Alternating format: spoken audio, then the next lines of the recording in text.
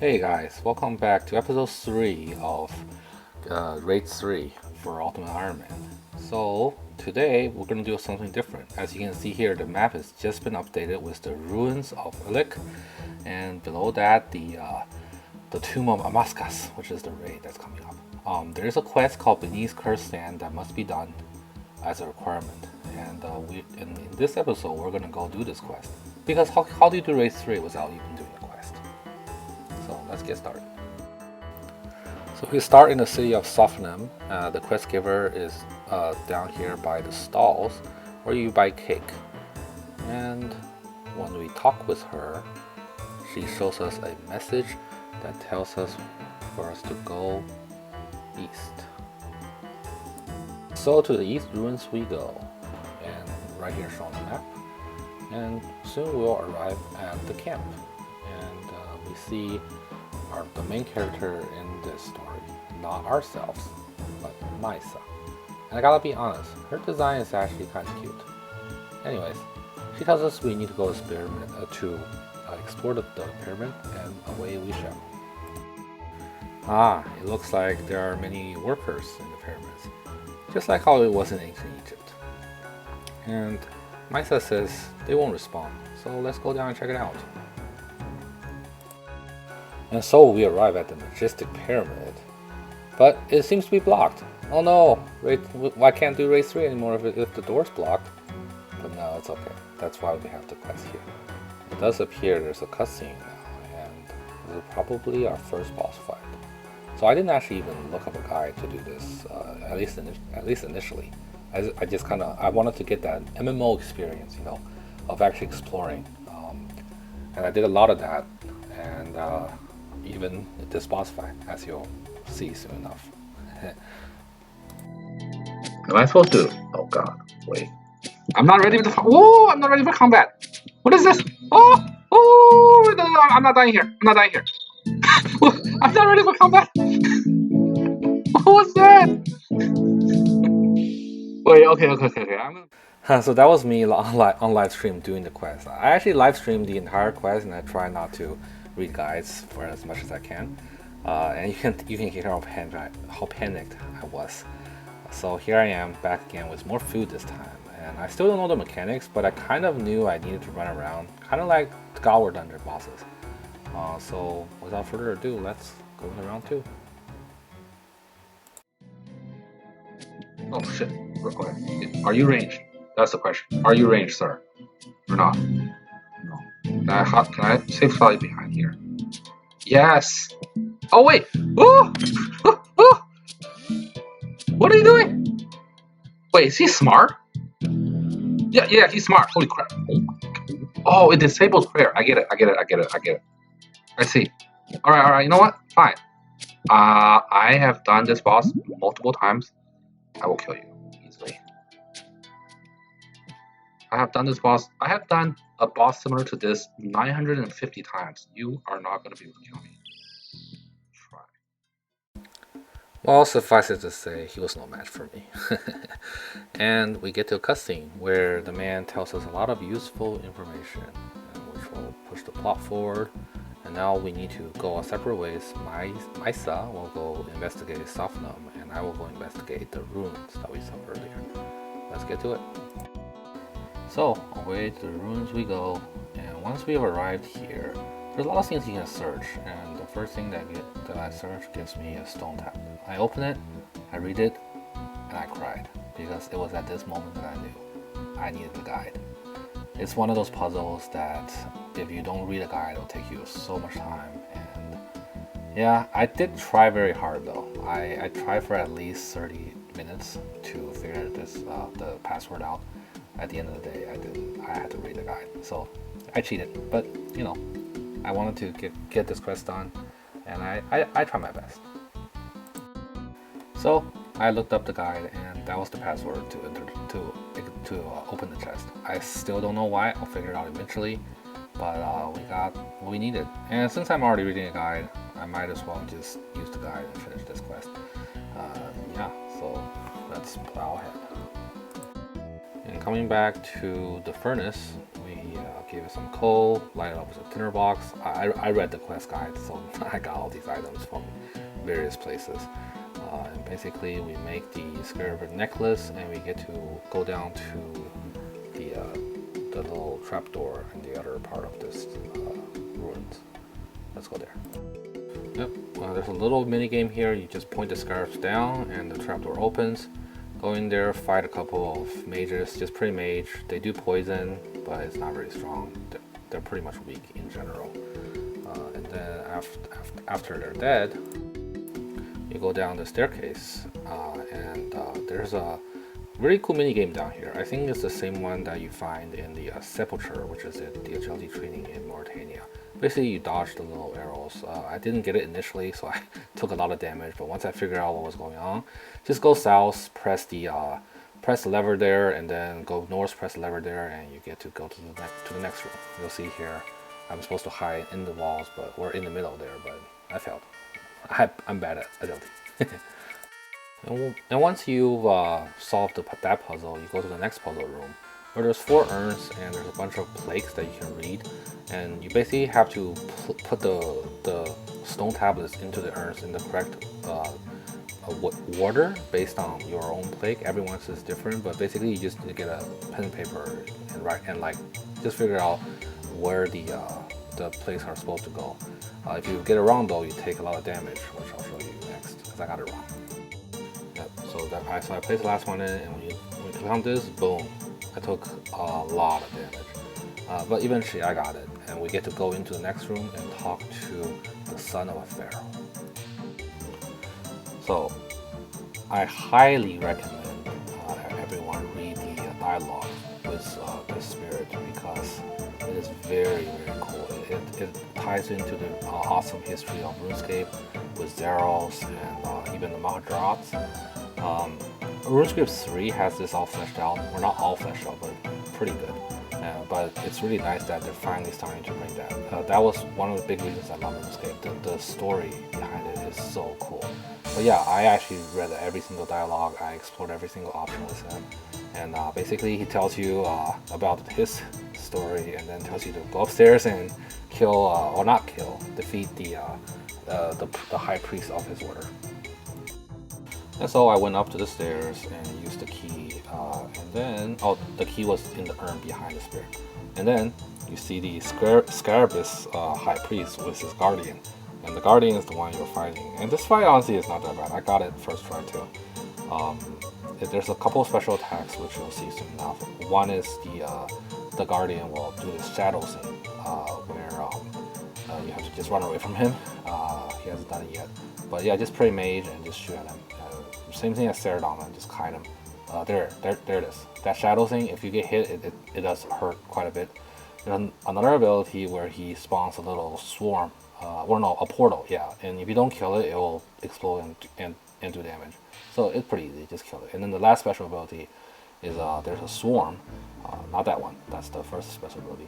The swarm, where if you don't kill it, it'll create a trail of fire, and it hurts you. It makes you running around kind of hard, right?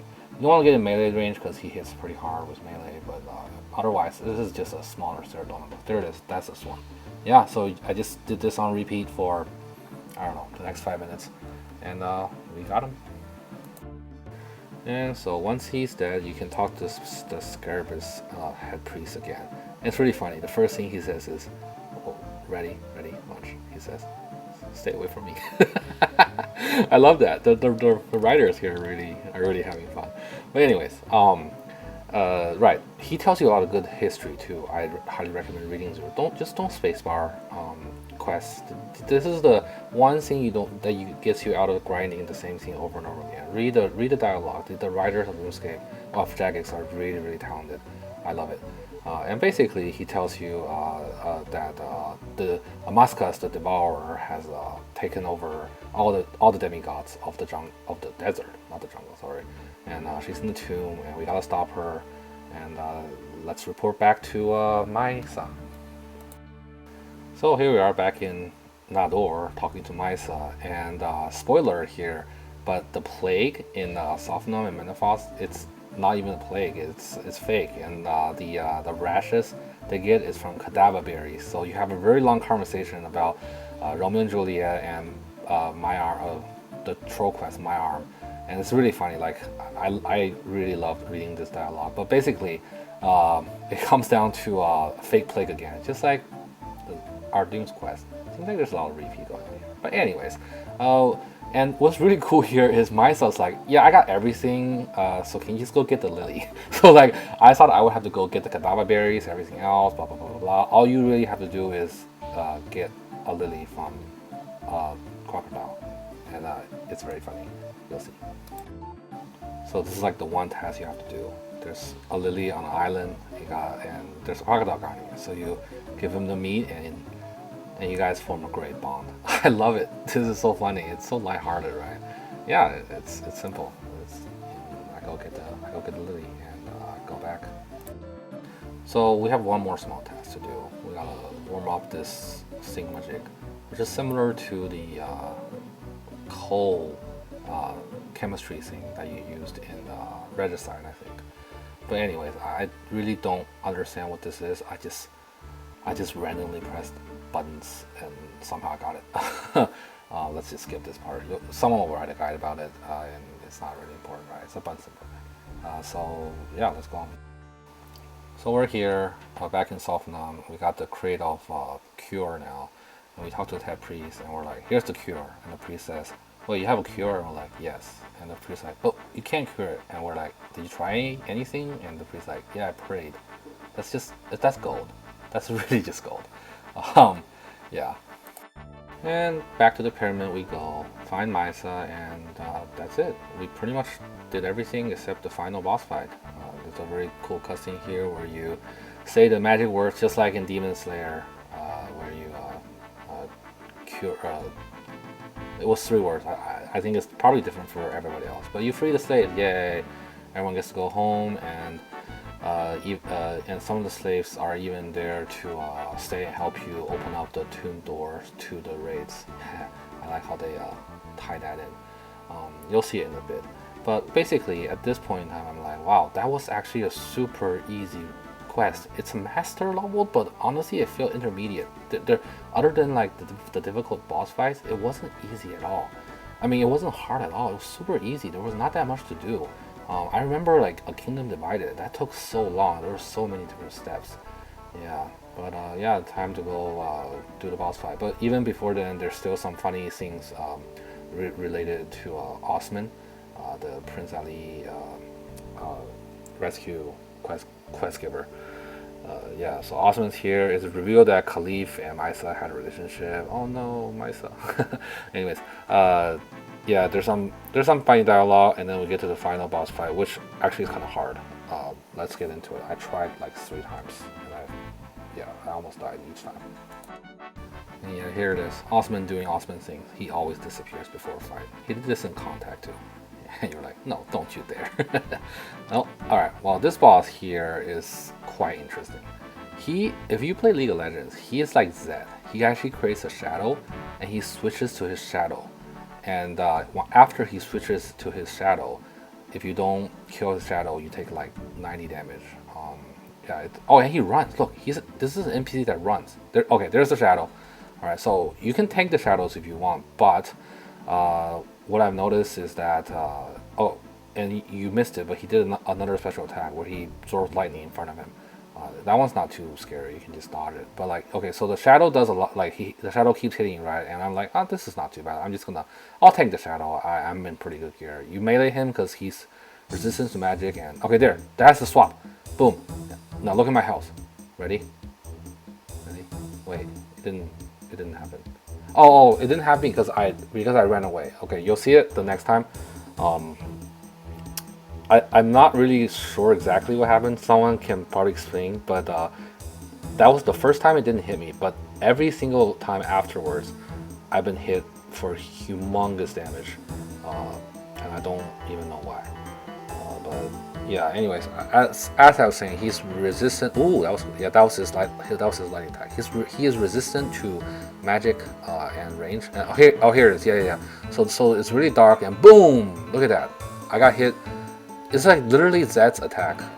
No, it's like literally Zed's ult. Zed's ult you, and then you take a lot of damage afterwards. Yeah.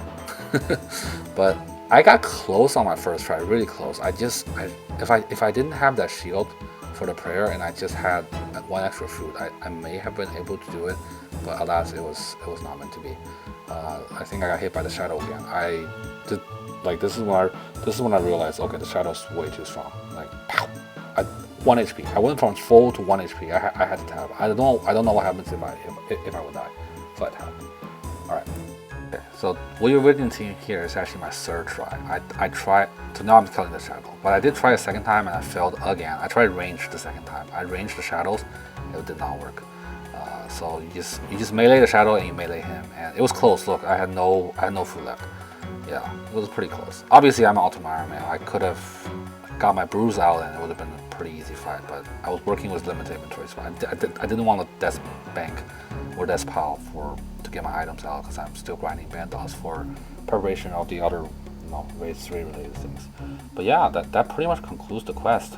There's some very cool cutscenes at the end, and we get the spear or the cartouche, whatever it's called, where it's a spear that does damage to cow fights, but the raid 3 will drop jewels that you can attach to make it even stronger. Yeah, dude, that was honestly a very, very short quest. I thought there was gonna be more, but it was fun though. I liked the dialogue. The tempo was kind of nice. If you were reading a guide, you could probably do this quest in half an hour. It's not that bad. It took me 2 hours because I was messing around. I wasn't reading guides, or I didn't want to read guides. But at the end of the day, it was fun. Yeah, let's go back to those customs. So what's next? I guess I am still farming for my Bandos God Sword. That will unlock Corp, and I may do some raids after that as well. I still have my Hellhound task for Cerberus for the Prim boots. Honestly, I've not gotten anything since the last video when I got Bandos boots. It's been like almost 200 kc of dryness, but it's very normal for me. I'm used to it.